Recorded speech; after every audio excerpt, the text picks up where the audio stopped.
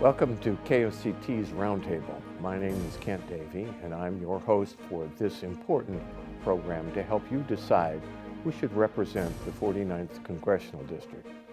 The primary election this June 7th will decide which of the two of the 7 candidates running for this post will face off in November. As you know, this year is a midterm election, so the president is not on the ballot, but the balance of power in Congress could change depending on your vote. Oceanside is in the 49th Congressional District, which is one of the hot races in the country. In other words, a lot of money is being spent by both Democrats and Republicans to gain control of this seat. It stretches from Orange County through Camp Pendleton to Solana Beach. To give you a little background, this district was part of the so-called Blue Wave in 2018 when Democrat Mike Levin defeated a Republican and turned what had been a Republican district for years into a Democratic one. But after recent redistricting, voter registrations are now evenly balanced, so this is a highly competitive race. You could receive a ballot in the mail anytime after May 9th, and you can mail that in if you want, at any time after that until primary election day. Who's running? 5 Republicans and 1 Democrat are challenging Levin in his bid for a 3rd term.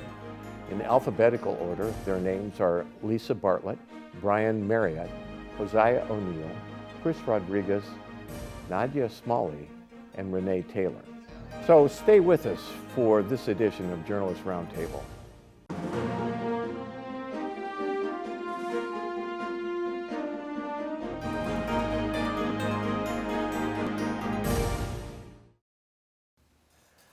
I'd like to welcome Orange County Supervisor Lisa Bartlett to our program. Good morning. Good morning. Could you briefly tell us who you are and why you're running? Okay, well, Lisa Bartlett, County Supervisor and businesswoman, and I'm a lifelong conservative and Republican, and I'm running because I'm uniquely qualified to serve as a member of Congress. I have 16 years of solid business experience as a corporate executive, and I bring that experience to government every single day and make government more accountable, transparent, and efficient.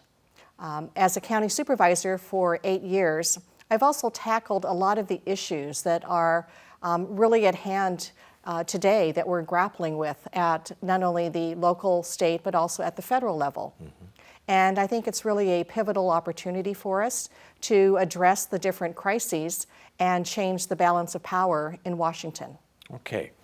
There is a lot in the news lately in the last several weeks, and I'd like to start off by the news from yesterday in Politico that there is a draft opinion to reverse Roe v. Wade been circulated at the Supreme Court. What do you think of that? Do you think abortions should be limited to first trimester, otherwise restricted, allowed? What's your view?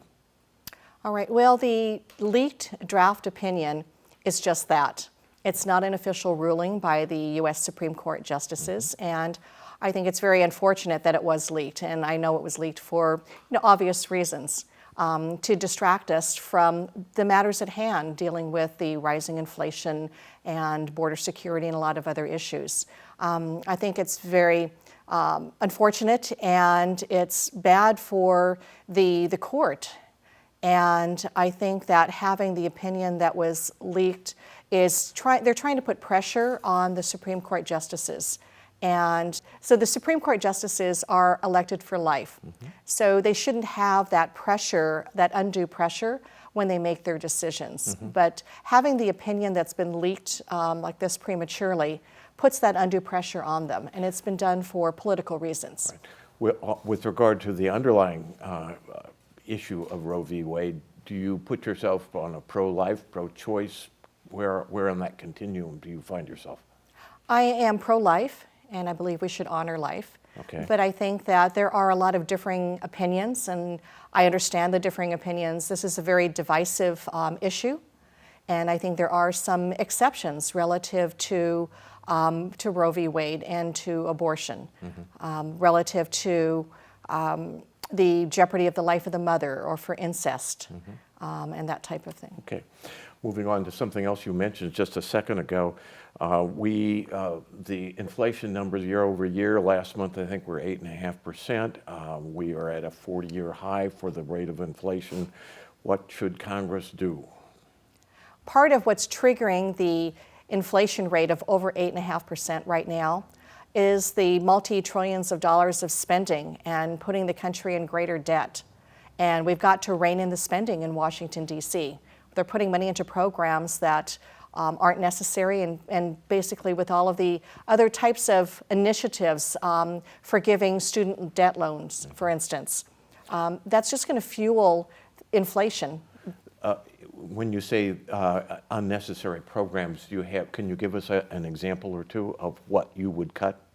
Well, one of the programs that's being proposed is to forgive all the student loan debt. Mm-hmm. And we're talking multi-trillions of dollars of student loan debt. But that's a proposal going forward as opposed to programs that we have currently spent money on. I'm just curious, do you have an example or two of current programs that you would say are really unnecessary? Well, I think when it came to the COVID pandemic, there was so much money in the way of financial giveaways from the federal and state level. To give you an example, we had a county employee whose wife was working part-time at Knott's Berry Farm, making $1,200 a month.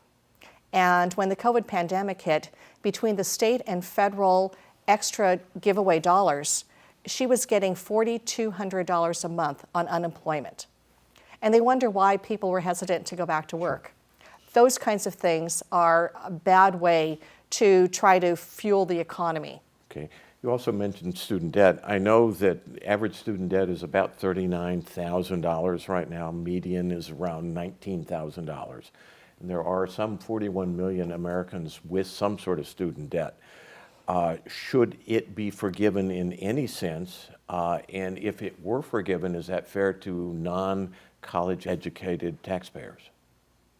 In general, I don't feel that the student debt should be forgiven. I appreciate the fact that people want to invest in their education, and I think that's very important. But by the same token, they should have a program in place where they pay off their student debt over time.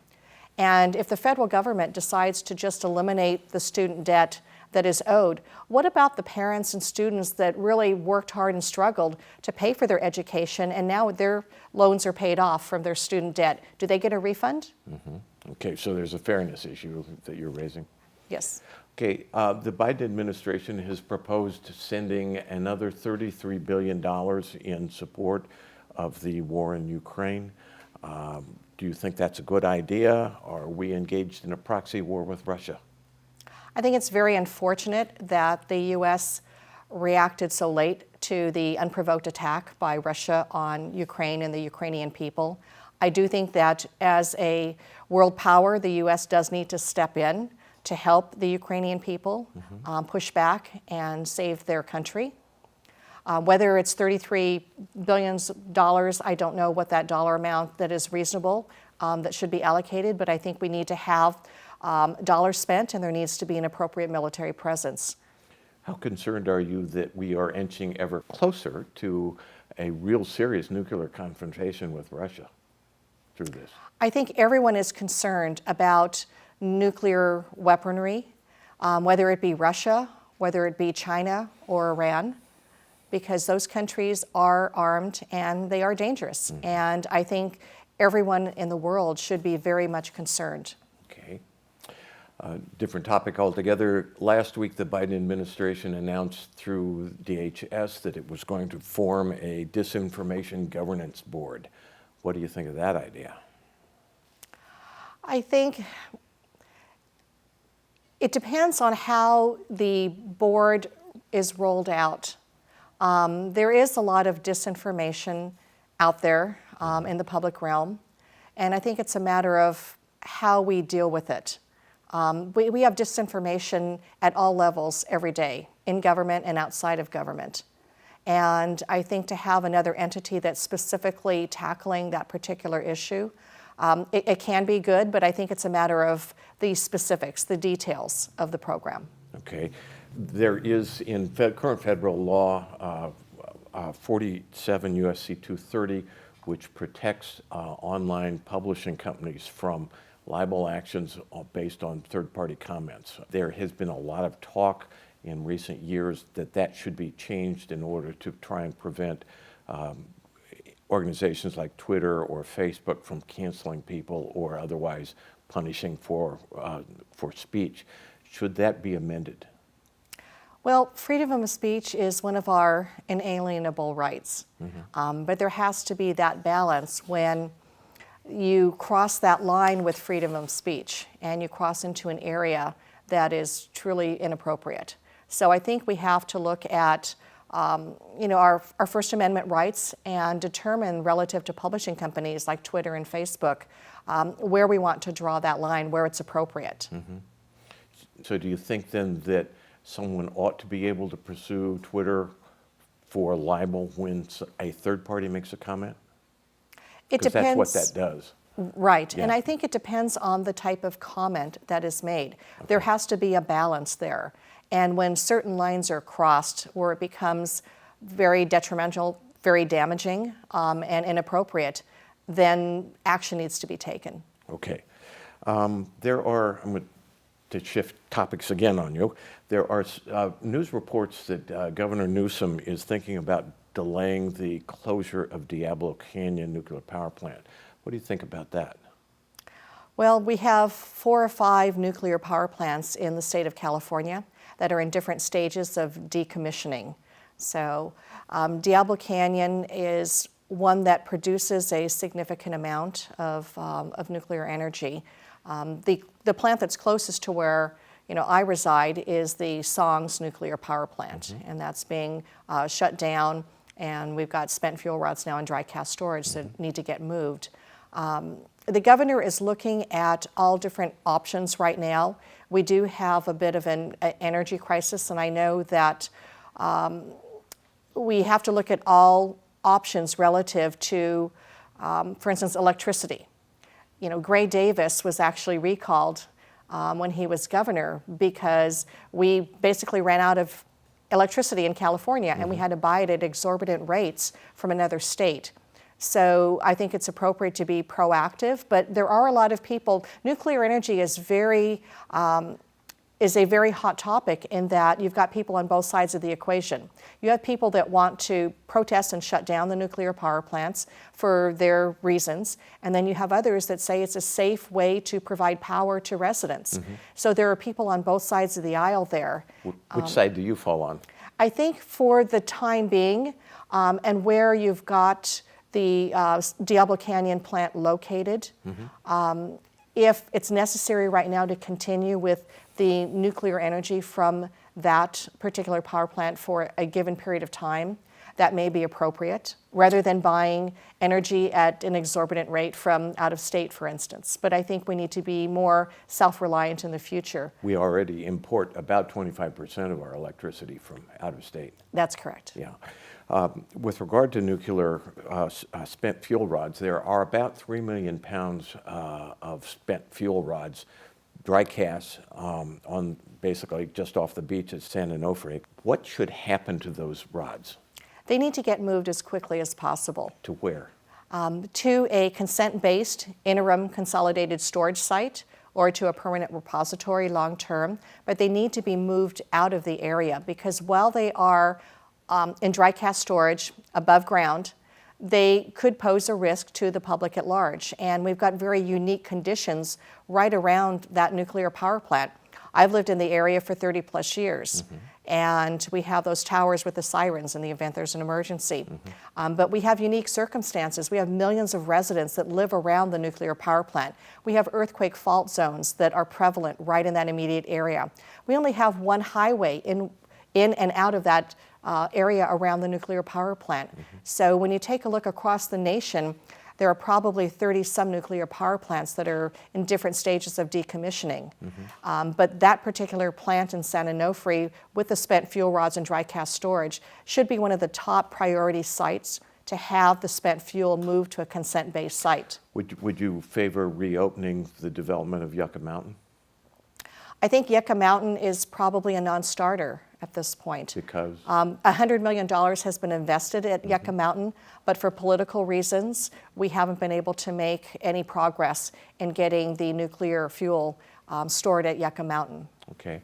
Part of the inflation that we're seeing right now is gasoline prices. California sits on approximately 3 billion barrels of crude oil and 5 to 7 trillion cubic feet of natural gas. Should California be more aggressive about tapping those reserves? We should look at all resources. Right now, gas prices are over $6 a gallon. And the reserves should be something that should be contemplated. We still import a lot of our oil from around the world. We need to be more self-reliant with regard to our oil resources. And I know in San Diego, they're contemplating a vehicle miles traveled tax in addition to the high gas tax rates. And I mean, if it were up to me, I would suspend the gas tax right now. At the state and federal level, because we've got a surplus in California of funds, and to impose high gas tax and then to even contemplate an additional gas tax here in San Diego, to me is an absolutely crazy idea, and the voters should really push back on that. Would you favor opening up new leases offshore in California?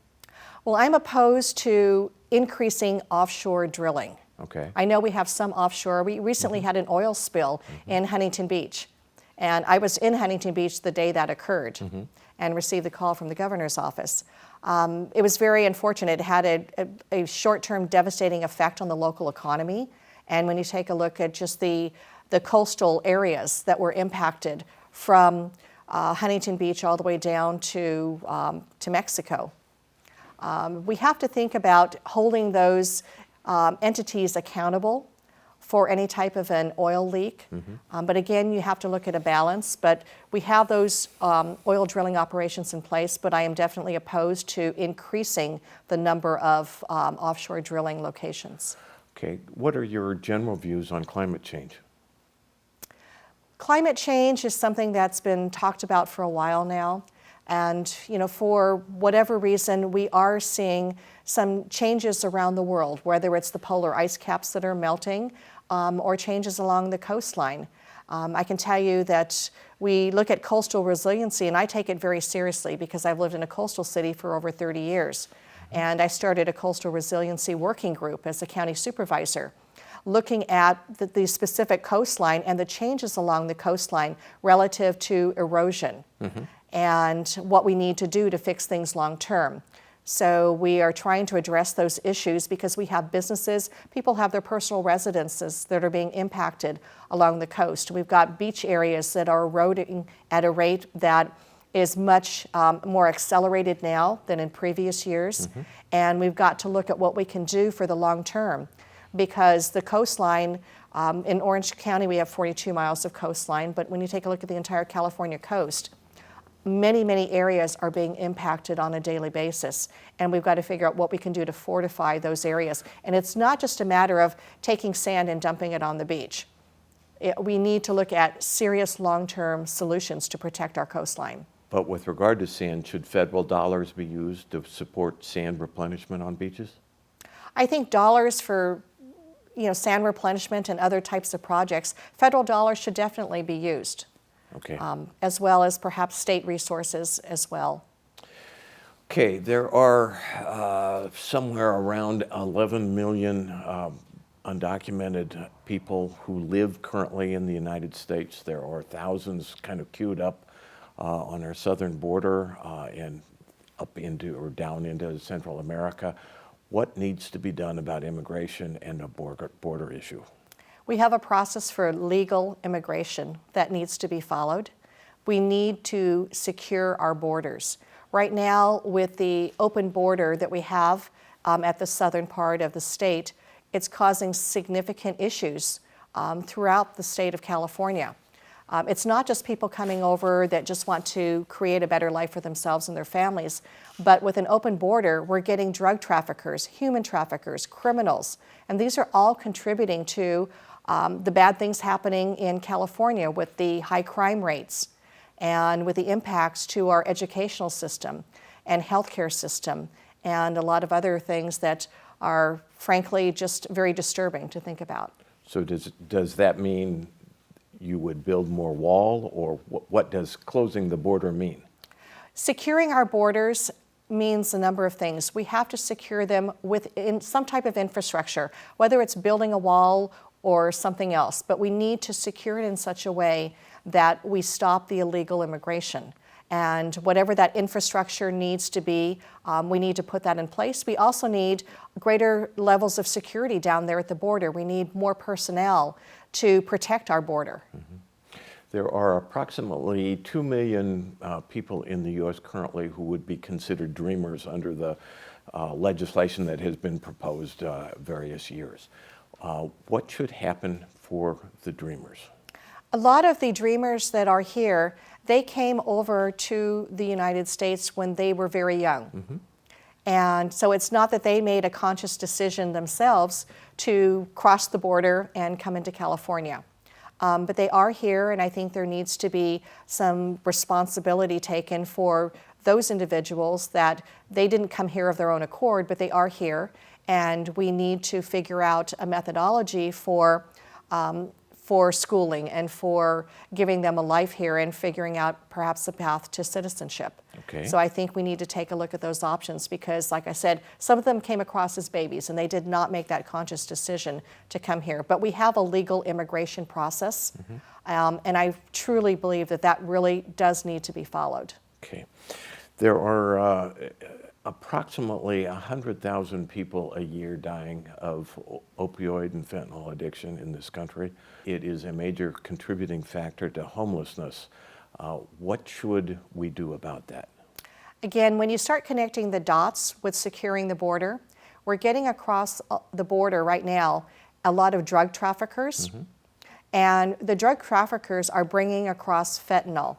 The fentanyl-related deaths in the state of California have increased over 1,600% in the last few years.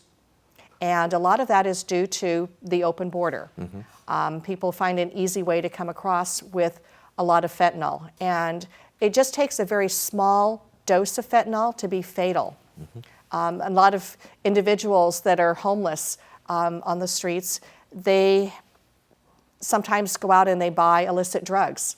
And they might be thinking they're getting Oxycontin or Xanax, and they don't understand it's laced with fentanyl. Mm-hmm. Even individuals that go to the black market to purchase these illicit drugs, they don't realize that the drugs are laced with fentanyl. Right. And we've had a lot of overdoses and we've had a lot of deaths.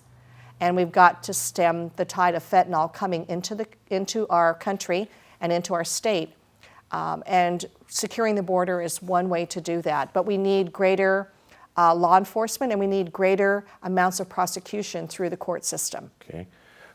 Drug addiction and mental health issues as a contributing factor to homelessness run up against, in a sense, federal policy on homelessness, which is a housing first policy. What are your views on that housing first, basically, priority? Well, in my county, as a county supervisor, we've done some very significant things relative to addressing homelessness. Permanent supportive housing for homelessness with wraparound services are essential. You can't just take a homeless person off the street and put them in an apartment and wish them luck. You've got to provide those significant wraparound services. So what I've done as a county supervisor is helped create a system of care. Mm-hmm. So you're taking the person off the street, you're getting them into the system of care, getting them assessed for their mental and behavioral health disorders, mm-hmm. getting them into permanent supportive housing to keep that roof over their head, and providing those constant wraparound services so they can have the greatest opportunity to regain their lives again. Okay. What did we as a society do right or wrong in our response to COVID? Well, with regard to COVID, I can tell you at the local level, so at the county level, most counties did the right thing.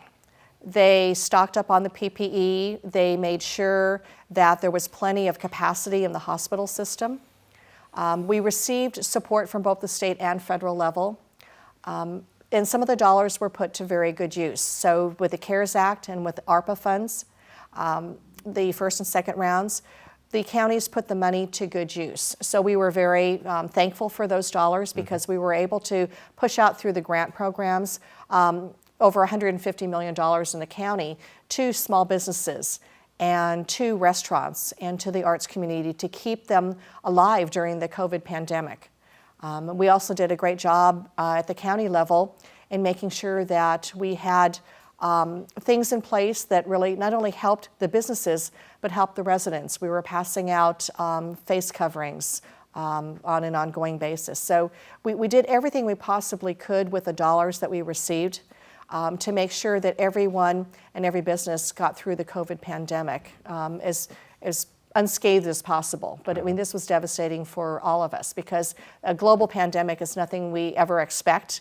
It's the first one in my lifetime. And there's a lot of lessons learned from that.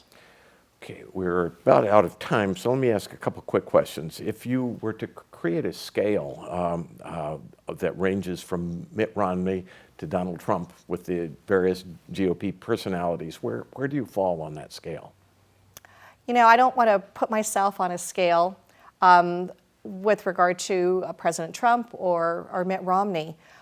We've had great Republican presidents and great Republican candidates, and I can tell you I'm a lifelong conservative Republican.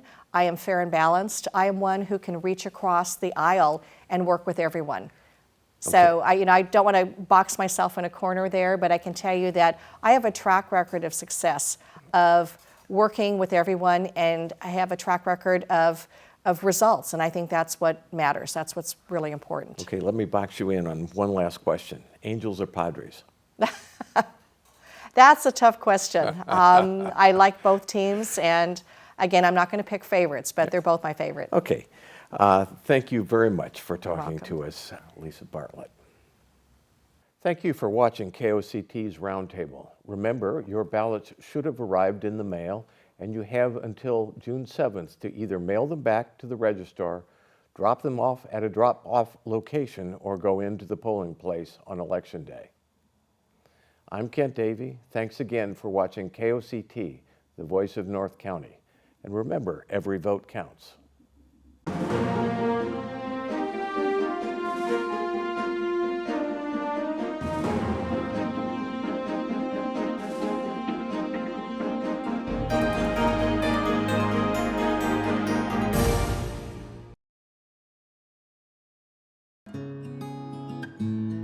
KOCT, the voice of North County.